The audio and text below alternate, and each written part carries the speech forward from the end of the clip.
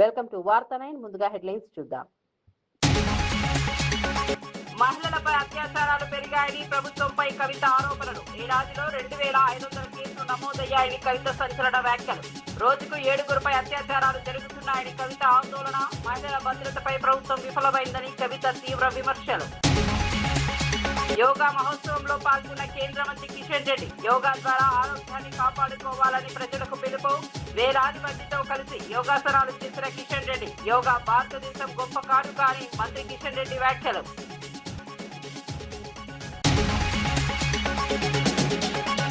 చంద్రబాబుపై మాజీ మంత్రి విడుదల రజనీ ఘాటు వ్యాఖ్యలు. వెన్నుపోటుకు కేర్ ఆఫ్ అడ్రస్ చంద్రబాబు అని రజనీ విమర్శలు.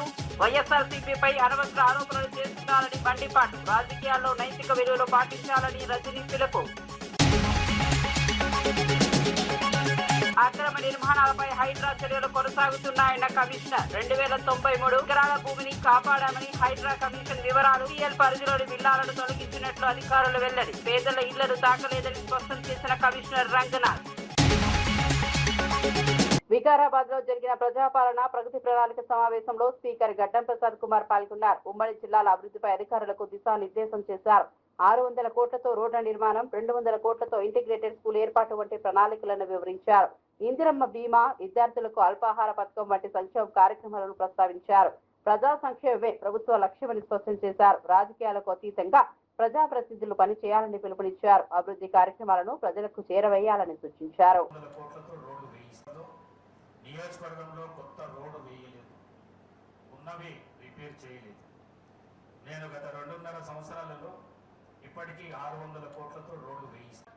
కన్సర్న్ పంచాయత్ సెక్రటరీ గారు, తర్వాత కన్సర్న్డ్ ఏఈ ఆర్డబ్ల్యూఎస్, తర్వాత కన్సర్న్డ్ పంచాయతీ సిబ్బందులు, ఎంపీడీఓ, ఎంపీఓ అక్కడ ఇన్స్పెక్షన్ చేసి ఇమీడియట్గా రెక్టిఫికేషన్. 2 ఏప్రిల్ నాడు గ్రామ సభ అన్ని గ్రామ పంచాయతీలో, అన్ని 594 గ్రామ పంచాయతీలో జరిగింది. గ్రామ సభ అప్పుడు ప్రతి గ్రామ పంచాయతీలో సిబ్బంది, తర్వాత ఇప్పుడు మీకు సమస్య ఉంటే గ్రామ పంచాయతీలో, తర్వాత మున్సిపల్లో మంచినీటి సమస్య ఉంటే ఒకసారి హెల్ప్ లైన్ లో పెట్టండి, లేకపోతే కన్సర్న్ ఎంపీడీఓ, ఎంపీఓ. మాజీ మంత్రి విడుదల రజనీ చంద్రబాబు ఆయన నేతృత్వంపై తీవ్ర విమర్శలు చేశారు.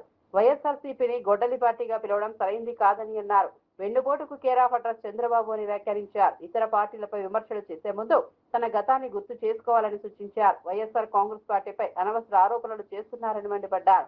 ప్రజలను తప్పుదోవ పట్టించే ప్రయత్నాలు జరుగుతున్నాయని తెలిపారు. రాజకీయాల్లో నైతిక విలువలు పాటించాలని అన్నారు. చంద్రబాబు నాయుడు గారు వెన్నుపోటుకి, హత్య రాజకీయాలకి పేటెంట్ చంద్రబాబు నాయుడు గారు. అలాంటి మీరు మమ్మల్ని మాట్లాడతారు? అసలు మీ పార్టీ వ్యవస్థాపకులు ఎవరండి? మీ పార్టీ వ్యవస్థాపకులు ఎవరు? ఆ మహానీయుడిని చంపింది ఎవరు? ఆ మహానీయుడి దగ్గర నుంచి పార్టీ అధికారం కోసం లాక్కుంది ఎవరండి? మీరు కాదా? అదేం మేము ప్రత్యేకంగా చెప్పాల్సినటువంటి అవసరం లేదు. మీకు వెన్నుపోటు అనేది వెన్నతో పెట్టినటువంటి విద్య చంద్రబాబు నాయుడు గారు. మీరా మాట్లాడతారు? ఎందుకు మాట్లాడతారు? మేము వైఎస్ఆర్ కాంగ్రెస్ పార్టీ మీరు ఇచ్చినటువంటి మీ మేనిఫెస్టో గురించి, మీరు ఇచ్చినటువంటి మీ హామీల గురించి ప్రశ్నిస్తే సమాధానం చెప్పకుండా గొడ్డల పార్టీ అంటారు మమ్మల్ని. ఏం చేశారు చెప్పండి? మీరు చెప్పండి. మీరు అన్న పథకాలు, మీరు అన్న హామీల్లో ఒకటని నెరవేర్చారా? ఫ్రీ బస్ అన్నారు. ఫ్రీ బస్ గురించి మహిళలు ఎన్ని ఇబ్బందులు పట్టుకొని మహిళలు ఏ విధంగా మిమ్మల్ని తిడుతున్నారో చూస్తున్నారా మీరు? ఏ విధంగా మహిళలు ఇబ్బంది పడుతున్నారో? ఉచిత గ్యాస్ సిలిండర్లు అన్నారు. 3 గ్యాస్ కొరత నడుస్తుంది ఈ రాష్ట్రంలో. ఇప్పటి వరకు కూడా మీరు ఎన్ని సిలిండర్లు ఇచ్చారు? ఏది చెప్పండి, దాని మీద క్లారిటీ ఇవ్వండి. లేదా వైట్ పేపర్ రిలీజ్ చేయండి. ఈ రాష్ట్రంలో 17 మెడికల్ కాలేజెస్ ఉంటే బాగుంటుందని భావించి అడుగులేశారు జగన్మోహన్ రెడ్డి గారు. అవి ఏ వద్దు, వాటిని పూర్తిగా ఎత్తేయాలి అని దానికి రకరకాల పేర్లతో రకరకాలుగా ఆలోచిస్తూ అవి ఏవి కాకుండా పక్కన పడేశారు కదా. దానికి సమాధానం చెప్పండి. హైడ్రా కమిషనర్ రంగనాథ్ అక్రమ నిర్మాణాలపై తీసుకుంటున్న చర్యలను వివరించారు. బతుకమ్మ కుంట 10 ఎకరాల్లో విస్తరించి ఉందని సర్వే ఆఫ్ ఇండియా తెలిసిందని చెప్పారు. ఆ ప్రాంతంలో ఆక్రమణలు జరిగినట్లు గుర్తించినట్లు తెలిపారు. ఎఫ్టీఎల్ పరిధిలో ఉన్న కొన్ని విల్లాలను తొలగించినట్టు వెల్లడించారు. ఐలాపూర్లో అక్రమ నిర్మాణాలు కూల్చివేశామని చెప్పారు. ఇప్పటి వరకు 2093 ఎకరాలను కాపాడామని పేర్కొన్నారు. 80,000 కోట్ల విలువైన భూములను రక్షించామని తెలిపారు. పేదల ఇళ్లను మాత్రం తాకలేదని స్పష్టం చేశారు. జరిగింది అనమాట. ఇప్పుడు ఆల్రెడీ తీయటం జరిగింది. అండ్ ఈ రైలింగు, గోడలు ఇవన్నీ కూడా అదంతా కూడా దాన్ని సంబంధించి వచ్చింది. అది సుప్రీంకోర్టుకి అఫిడవిట్ రూపంలో ఒక మమ్మల్ని 3 వీక్స్లో ఇవ్వమని చెప్పి కూడా చెప్పడం జరిగింది. సో అది కూడా మేము చేస్తాం. అండ్ ఈ ఇతర ఎక్విప్మెంటు ఇది అంతా ఇతర అంతా కూడా కోర్టు డైరెక్షన్స్ పారా 1670 ఉందో తప్పకుండా అదంతా కూడా మేము అమలు చేయడానికి సుప్రీంకోర్టు డైరెక్షన్స్, హైకోర్టు డైరెక్షన్స్ని ఫాలో అవుతూ మేము అన్ని కూడా మొదలెట్టాము ఆల్రెడీ ఆ ప్రాసెస్ని కూడా. రైట్, ఇది ఇలా ఉండగా అసలు బేసిక్ దాంట్లో అసలు మొన్న కూడా నేను చూశాను, ఎట్లా సుధాకర్ రెడ్డి ఏదో ప్రెస్ మీట్ కండక్ట్ చేసి ఆయన ఏదో అంటే ఇది ఇక్కడ చెరువు అనేది అసలు మేము ఏదో ఇక్కడ 2 ఏది చిన్న కుంట ఏదో ఉండేది అంతే తప్ప కానీ అనేది ఆయన అఫిడవిట్లో క్లియర్గా 1000 లారీలు మేము ఫిల్ చేసాము ఇది ఆ కుంటనని చెప్పి కూడా అతను అఫిడవిట్లో ఉందన్నమాట. ఇది అతను సిటీ సివిల్ కోర్టుకి ఇచ్చినటువంటి అఫిడవిట్లో అతనే స్పష్టంగా 1000 లారీలతో చేసి 30 లక్షలు ఖర్చు పెట్టాను 2003లో అని చెప్పి కూడా అతను చెప్తాడనమాట. చెప్పి చేసిన దాంతో అంటే అది ఒక గుంతనో లేకపోతే ఒక కుంటనో దాన్ని ఫిల్ చేశాడు అనేది అతనే అడ్మిట్ అవుతున్నాడు. ఇప్పుడు మీకు జస్ట్ అసలు సింపుల్గా అసలు అంటే సింపుల్ టెస్ట్ అనమాట. మామూలుగా మనము గూగుల్ ఎర్త్ మీద మేము సర్వే ఆఫ్ ఇండియా మ్యాప్ని సూపర్ ఇంపోజ్ చేసామన్నమాట. అది మీకు చూపిస్తాం ఒకసారి. అంటే ఆ ప్రాంతంలో చెరువు ఉందా లేదా అనేది సర్వే ఆఫ్ ఇండియా 1970లో కేంద్ర ప్రభుత్వ సంస్థ అయినటువంటి సర్వే ఆఫ్ ఇండియా సర్వే చేసి వాళ్ళు ఇచ్చినటువంటి మ్యాప్ ఇది. సర్వే ఆఫ్ ఇండియా మీకు స్క్రీన్ మీద కనబడుతుంది. సర్వే ఆఫ్ ఇండియా మ్యాప్ ఇది. ఇది ఏదైతే కనుక ఇక్కడ మీకు చూపిస్తున్నామో ఇది survey of India map. So దీని మీద ఇప్పుడు మీరు చూస్తున్నారు ఇది కింద మూసీలో కలుస్తున్నటువంటి వాగ్ ఇది వాగ్ వెళ్తుంది. ఇది రైల్వే ట్రాక్, ఇక్కడ మీరు చూస్తున్నారు రైల్వే ట్రాక్ ఉంది, మూసీలో కలిసిన వాగు. బతుకమ్మ కుంట మీకు దాని మీద ఇది మీరు చూస్తున్నారు బతుకమ్మ కుంట, ఇది బతుకమ్మ కుంట ఇప్పుడు. సో దీన్ని ఇప్పుడు ఒకసారి మనం ఇప్పుడు డెవలప్ చేసిన బతుకమ్మ కుంట కరెక్ట్గా దాని మీద కూర్చుంటుందో లేదో కూడా మీరు చూస్తారు. ఒకసారి కిరణ్ అది రన్ చేయండి. సో ఇప్పుడు చూస్తే ఒకసారి ఈ ట్రాక్ రైల్వే ట్రాక్ ఈ ట్రాక్ మ్యాప్ 2 టాలీ అవుతున్నాయి చూడండి. ఈ నాలా ఇది నాలాకి ఇప్పుడు వచ్చేది ఈ నాలా గూగుల్ ఎర్త్, ఇది పైది గూగుల్ ఎర్త్, కింద సర్వే ఆఫ్ ఇండియా. ఇది చూడండి ఇది ఈ నాలా రైట్. ఇంకా కింద తీసుకురండి. ఇగో బతుకమ్మ కుంట మేము డెవలప్ చేసింది పైకి తీసుకెళ్ళి ఒకసారి. ఇది చూడండి ఇది ఇక్కడ బతుకమ్మ కుంట డెవలప్ చేసింది, ఇది బతుకమ్మ కుంట. So this is Bathukamma Kunta sitting straight on అది సర్వే ఆఫ్ ఇండియా మ్యాప్లో మార్క్ చేసిన వాటర్ బాడీ మీద అనమాట. So which is a very very clear indication that survey of India 1970లో చేసినప్పుడు అక్కడ వాటర్ బాడీ ఉంది. సర్వే ఆఫ్ ఇండియా చేసిన దాంట్లో 10 acres మ్యాప్ అనేది ఇది మీరు చూస్తున్నారు. ఎందుకంటే ఇది ఎగ్జాక్ట్గా సూపర్ ఇంపోజ్ చేసామన్నమాట. ఇది మా జిఎస్. కాళేశ్వరం ప్రాజెక్టులో అవినీతి జరిగిందని బీఆర్ఎస్ నేత కవిత వ్యాఖ్యలు ప్రస్తావిస్తూ గజ్జెలకాంతం సంచలన ఆరోపణలు చేశారు. కేసీఆర్, హరీష్ రావు ఈ ప్రాజెక్టులో దోపిడీ చేశారని కవిత చెప్పిందని పేర్కొన్నారు. ఆస్తుల పంపకాల విషయంలో తలెత్తిన వివాదాల వల్లే ఈ విషయాలు బయటకు వస్తున్నాయని అన్నారు. పార్టీ అంతర్గత విభేదాలు బయటపడుతున్నాయని విమర్శించారు. తెలంగాణ ప్రజల సమస్యలను కాంగ్రెస్ ప్రభుత్వం పరిష్కరిస్తోందని తెలిపారు. కేసీఆర్ కుటుంబ రాజకీయాలపై తీవ్ర విమర్శలు చేశారు. వాస్తవే 8 లక్షల కోట్లు అప్పు చేసింది వాస్తవమే. తెలంగాణ రాష్ట్రాన్ని దోచుకున్నది వాస్తవని కవితనే ఒప్పుకుంటుంది కదా. మొదలు కవిత గురించి తెలుసుకోవయ్యా, మా పార్టీ గురించి కాదు. ఈ తెలంగాణ ప్రజల గురించి వదిలేయి. తెలంగాణ ప్రజల గురించి కాంగ్రెస్ పార్టీ, కాంగ్రెస్ ప్రభుత్వము, మా ముఖ్యమంత్రి గారు చూసుకుంటారు. మొదలు మీ ఆస్తి పంపకాలు. ఇప్పుడు కవిత గారు బయటకు వచ్చింది ఎందుకు? మీరు ఆస్తులు పంపకాల కాడ గొడవ జరిగింది. కేసీఆర్ 3 లక్షల కోట్ల ఆస్తి సంపాదించాడు. అది పంపకాలు సరిగా జరగలేదు. 30,000 ఎకరాలు హైదరాబాద్ చుట్టూ 30,000 ఎకరాలు బినాం పేర్ల మీద సంపాదించారు. అది పంపకాలు సరిగా జరగలేదు. కేసీఆర్ ఏమన్నాడు తెలుసు నా అక్క కవితక్క? కేసీఆర్ గారు ఆ రోజు ఏమన్నాడు?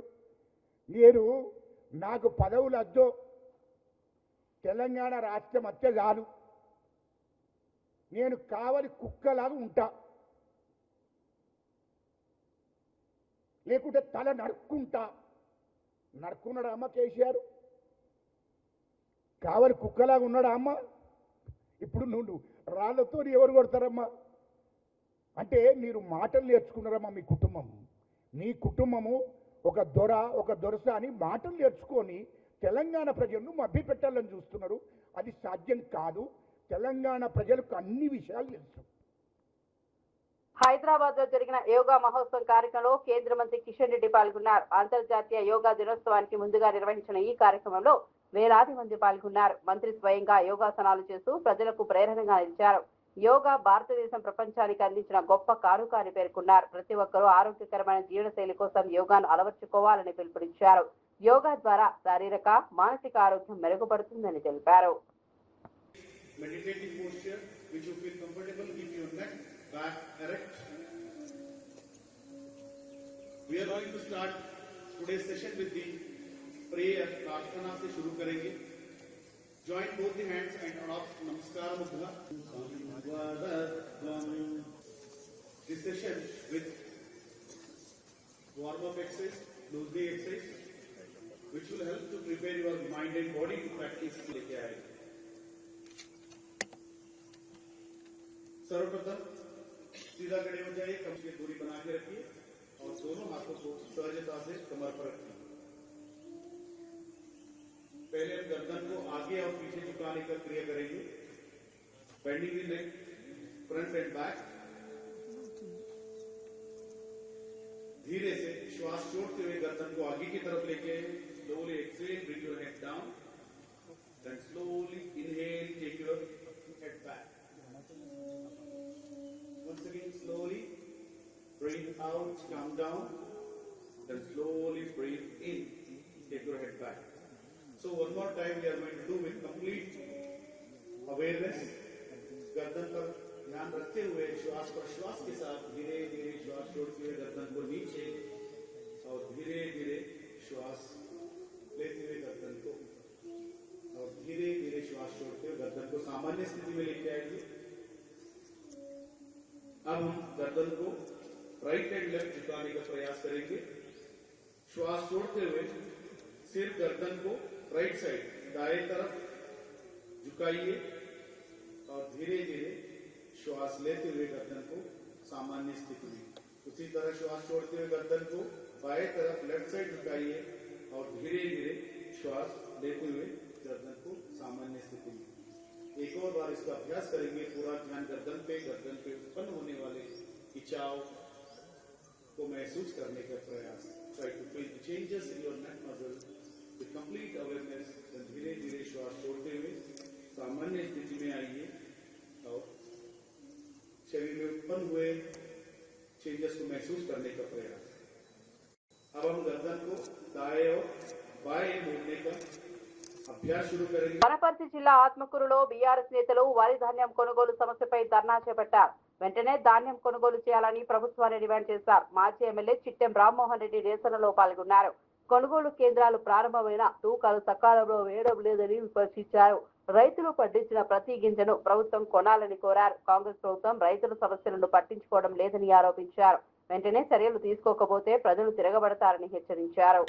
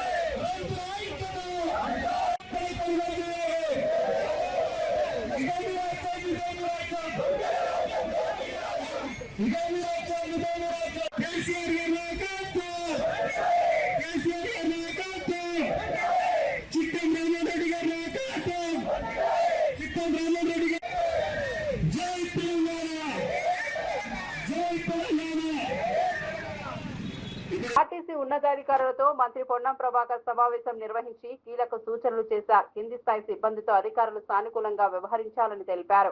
డ్రైవర్లు కండక్టర్లతో స్నేహపూర్వకంగా ఉండాలని సూచించారు. మే 17 లోపు డిపోల్లో మౌలిక సదుపాయాలు మెరుగుపరచాలని ఆదేశించారు. టాయిలెట్లు, త్రాగునీరు, పరిశుభ్రతపై ప్రత్యేక దృష్టి పెట్టాలని చెప్పారు. ప్రతి 2వ మంగళవారం సిబ్బంది సమస్యలపై గ్రీవెన్స్ సమావేశాలు నిర్వహించాలని సూచించారు. సంస్థలో అంతర్గత విభేదాలు ఉండకూడదని హెచ్చరించారు. ప్రయాణికులతో సత్సంబంధాలు కొనసాగించాలని చెప్పారు. రాష్ట్ర ప్రభుత్వం ప్రజల సంక్షేమాన్ని ప్రధాన లక్ష్యంగా పెట్టుకుని పనిచేస్తోందని మంత్రి పొంగులేటి శ్రీనివాసరెడ్డి తెలిపారు. ప్రజల సమస్యలను అర్థం చేసుకుని తక్షణ పరిష్కారం చూపడం ప్రభుత్వ బాధ్యతగా భావిస్తున్నామని చెప్పారు. ఎన్నికల సమయంలో ఇచ్చిన హామీలను దశల వారీగా అమలు చేస్తున్నామని వెల్లడించారు. ఇప్పటికే అనేక పథకాలు అమల్లోకి వచ్చాయని తెలిపారు. పేదలు, రైతులు, మహిళలు వంటి ప్రతి వర్గానికి అభివృద్ధి కల్పించేందుకు చర్యలు తీసుకుంటున్నామని పేర్కొన్నారు. గ్రామీణ అభివృద్ధిపై ప్రత్యేక దృష్టి సారిస్తున్నామని చెప్పారు. ప్రతి కుటుంబం ఆర్థికంగా బలపడేలా సంక్షేమ పథకాలు అమలు చేస్తున్నామని తెలిపారు. పేదవాడి ఆత్మ గౌరవానికి చిహ్నంగా ఉండే ఒక ఇల్లు డబుల్ బెడ్రూమ్ ఇస్తామని కూడా ప్రతిసార్లు మోసం చేస్తారే కదా.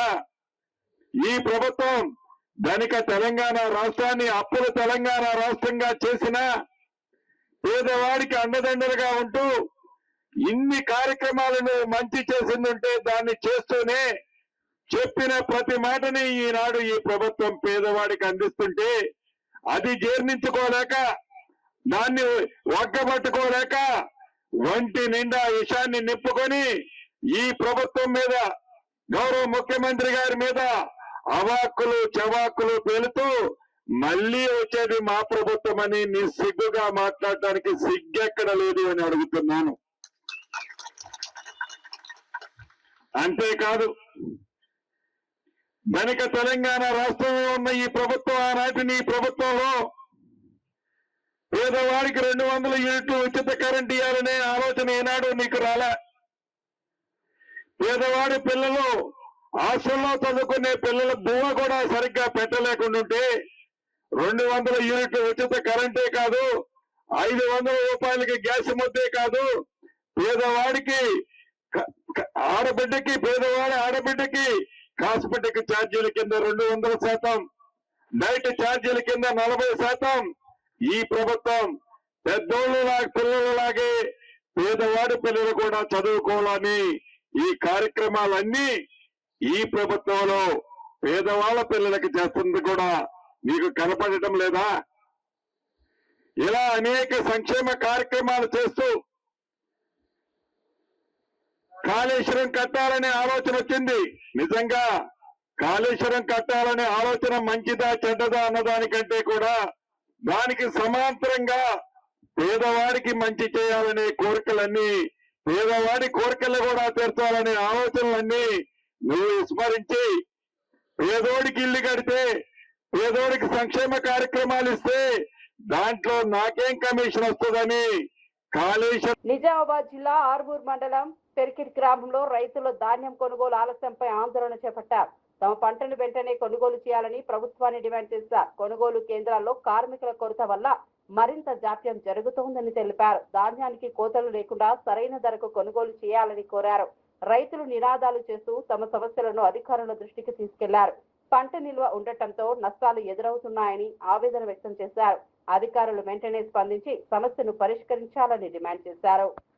అధ్యక్షుడిగా వచ్చి నేను బోనస్ వైరొక పంటకు 500 ఇస్తానని ప్రకటించారు. ఇవాళ ఉన్న పంటకు మద్దతు ధరతో కొనమన్నా కానీ ఇవాళ కొనే పరిస్థితి లేదు, రైతును ఆదుకునే పరిస్థితి లేదు. ఇప్పటికైనా స్పందించి స్థానిక నాయకులు గానీ స్థానిక అధికారులు గానీ ధాన్యం లేపాలని మేము ఆ పెరిగిన రైతులు డిమాండ్ చేస్తున్నాం. ఒకవేళ ఇలా స్పందించకపోతే ఇంకో 4 రోజుల తర్వాత హైవేనే దిగ్బంధం చేస్తాం. గతంలో ఇప్పుడు కోతలు చాలా పెద్ద ఎత్తున జరిగినాయి. రోడ్ల పైన ఎక్కడెక్కడ ధాన్యం కుప్పలు పోవడం జరిగింది. ఈ అకాల వర్షాలు పడి రైతులు నానా విధాలుగా నష్టపోతా ఉన్నారు. ఇప్పటికైనా అధికారులు కళ్ళు తెరిచి దీని మీద ఒక దృష్టి సారించి వెంటనే లారీలను పంపించి తూకాలు వేయించి రైతులను తత్వరమే వారికి న్యాయం జరిగేలా చూడాలని చెప్పేసి కోరుతా ఉన్నాం. ఇప్పటి వరకు ఒక్క కుప్ప జోకింది లేదు, ఒక్క బస్తా పోయింది లేదు.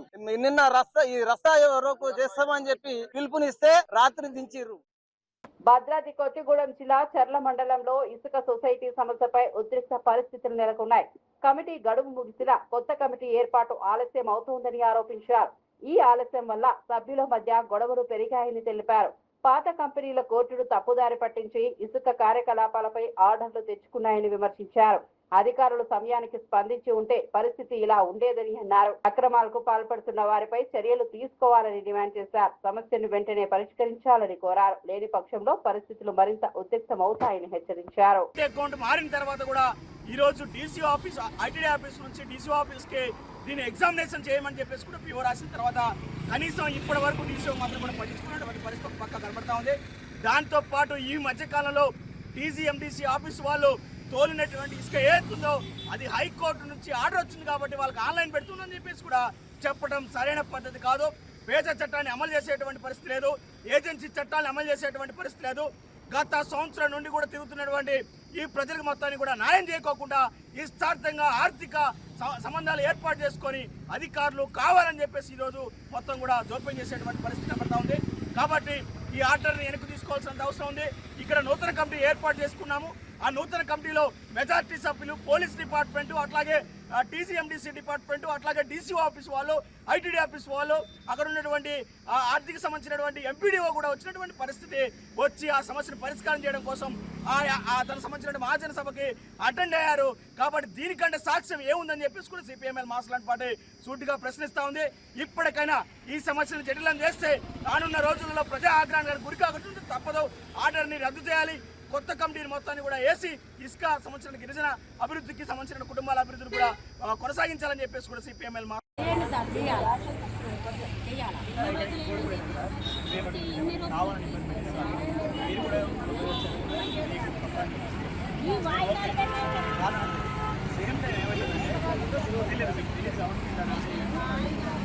ఇంతమంది 150 డిగ్రీల సంబంధించినటువంటి ఎండలో ఎక్కడో చెర్ల ప్రాంతం దగ్గర నుంచి చీమలపాడు, రేగుంట, పారపత్రం నుంచి ఆ బులోరాలు వేసుకొని వస్తూ ఉంటే దీనికి బాగా కనీసం ఆలోచన చేయండి. మానవత్వం ద్వారా పనిచేయండి. అట్లా చెప్పేసి మేము అన్యాయమైనటువంటి సమస్య, న్యాయమైనటువంటి సమస్య, న్యాయం మా వైపు 2 ర్యాంపులకు మెజార్టీ సభ్యులు 40 మంది ఒక పక్క, 10 మంది ఒక పక్క. అంటే 10 మంది ఆరపత్రంలో ఉన్నటువంటి 10 మంది వేస్తారు. ఉన్న 140 మంది ఇక్కడ ఉన్నారు. తర్వాత చిమలపాడు సంబంధించిన దాంట్లో 40 మంది కౌశల్య వాళ్ళ టీము, ఉన్నది మొత్తం కూడా మేము సామ్రాజ్యం సంబంధించిన అధ్యక్షులు 100 మంది. అంటే 100 మంది తర్వాత 140 మంది మెజార్టీ సభ్యులు మాత్రమో పట్టించుకోవట్లేదు. 20 మంది 10 మంది మాత్రం ఏంటి అసలు దీనికి ఎందుకు? అవిశ్వాస తీర్మానం కూడా పెట్టమని చెప్పారు. అవిశ్వాస తీర్మానం మళ్ళీ పెట్టమని చెప్పేసి ఐటీడీ ఆఫీస్ మీకు ఏమైనా గ్యాప్ ఉంటే మీరు మాట్లాడుతున్నారు. ఐటీడీ ఆఫీస్ వాళ్ళు పెట్టుకున్నా మీరు యాక్సెప్ట్ చేయండి. ఏంటి మేము మీరే పెట్టినని చెప్పి మీరే పెట్టండి అని చెప్పి కూడా దానికి కూడా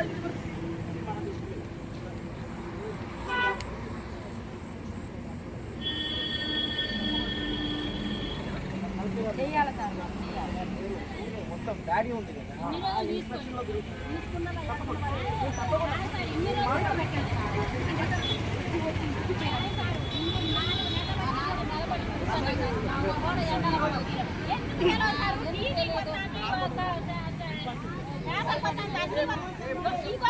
తెలంగాణలో మహిళలపై అత్యాచారాలు పెరుగుతున్నాయని బీఆర్ఎస్ నేత కవిత ఆరోపించారు. రాష్ట్రంలో ఏడాదిలోనే 2500 కేసులు నమోదయ్యాయని తెలిపారు. రోజుకు సగటున 7గురుపై అత్యాచారాలు జరుగుతున్నాయని పేర్కొన్నారు. నమోదైన కేసులే ఇన్ని ఉంటే నమోదు కాని కేసులు మరింత ఉండవచ్చని ఆందోళన వ్యక్తం చేశారు. నిందితులకు ప్రభుత్వం, పోలీసులపై భయం లేకపోవడం ఎందుకని ప్రశ్నించారు. మహిళల భద్రతలో ప్రభుత్వం విఫలమైందని విమర్శించారు. సీఎం రేవంత్ రెడ్డిని ఈ అంశంపై నిలదీశారు. మహిళలకు రక్షణ కల్పించేందుకు కఠిన చర్యలు తీసుకోవాలని డిమాండ్ చేశారు.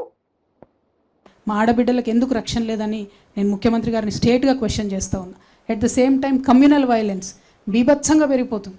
రోజు ఏదో ఒక దగ్గర ఒక గుడిలో అమ్మవారి విగ్రహాన్ని ధ్వంసం చేస్తారు, లేకపోతే ఒక మసీద్ని ఏదో చేస్తారు, లేకపోతే ఒక చర్చ్ మీద దాడి చేస్తారు. Why is this happening? Why are you not able to control? అంటే హోమ్ మినిస్టర్ మీరే ఉంటారు, లా అండ్ ఆర్డర్ కంట్రోల్ చేయరు. హోమ్ మినిస్టర్ మీరే ఉంటారు, మహిళలకు సెక్యూరిటీ ఇయ్యరు.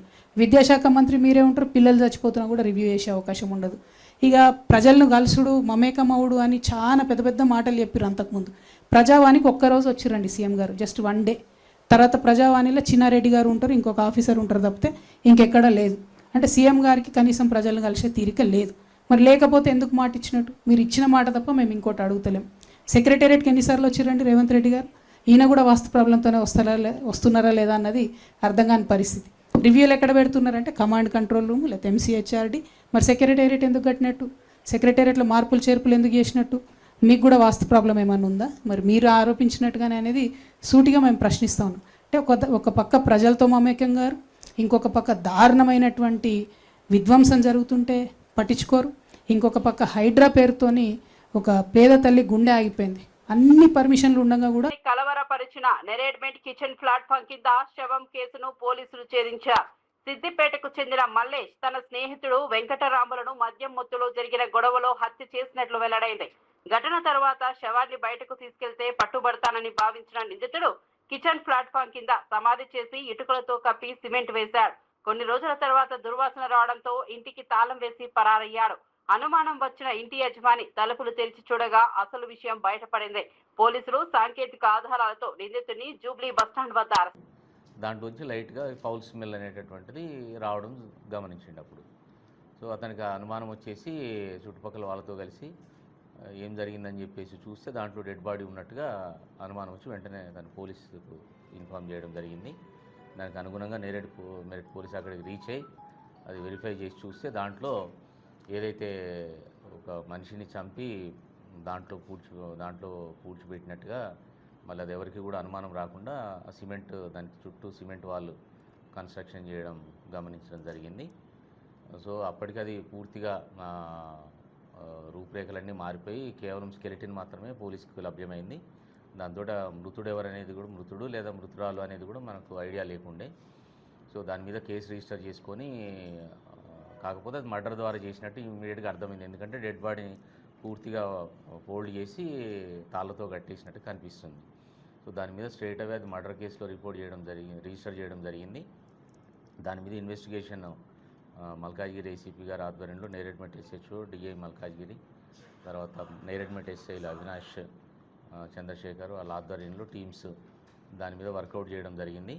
ఏదైతే ఇనిషియల్గా మనకు రెంట్కు తీసుకున్నాడో అతన్ని సస్పెక్ట్ చేయడం జరిగింది. అతను ఎవరినన్నా మర్డర్ చేసి ఉండాలి, లేదంటే అతను మర్డర్ అయి ఉండాలని చెప్పేసి. సో ఆ క్రమంలో దర్యాప్తు ప్రారంభించినప్పటికీ అతనికి సంబంధించిన ఏ ఆధారాలు మాకు లభ్యం కాలేదు. ఉన్న సెల్ ఫోన్ కూడా స్విచ్ ఆఫ్ అయి ఉండింది. అది ఫర్దర్గా వెరిఫై చేస్తే అతను 2024లో సొంత కూతుర్నే అత్యాచారం చేసి పోక్సో యాక్ట్ కేసులో జైలుకు పోయి మరిన్ని అప్డేట్స్ కోసం చూస్తూనే ఉండండి.